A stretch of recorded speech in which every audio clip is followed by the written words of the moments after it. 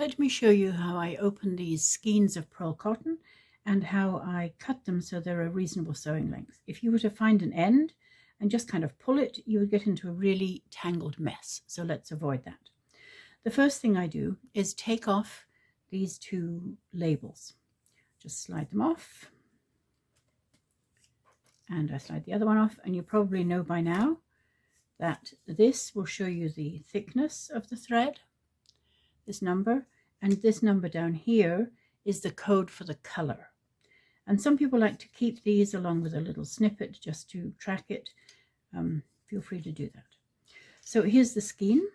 I'm going to untwist it gently so I can see what I'm doing, like this. And you'll find that it's actually a big loop.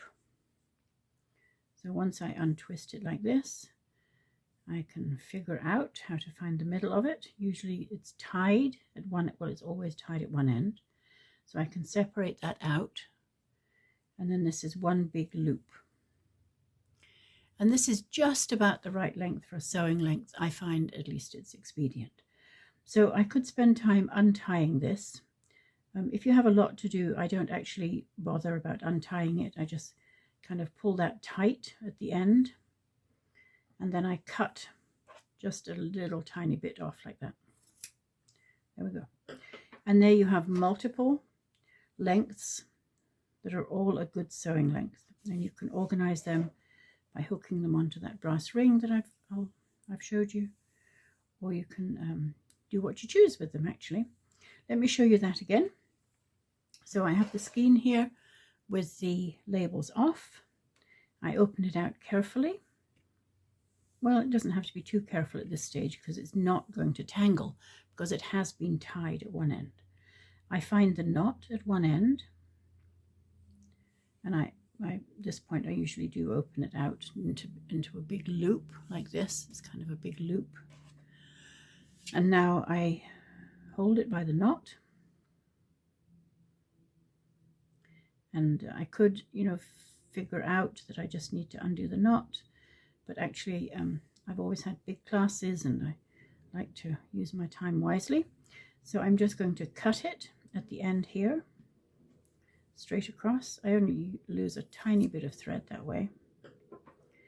And it saves me a lot of time and bother. And so now I have these lengths that I can easily attach to something and have them ready for the children to sew with. There is another way to manage your threads if you are just using a few threads, and that is to braid them together like this.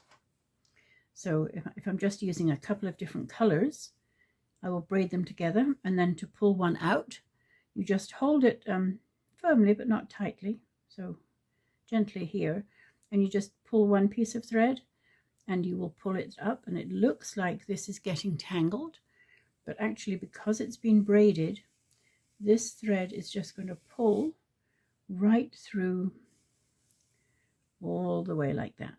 And so now I have my thread here ready to sew with.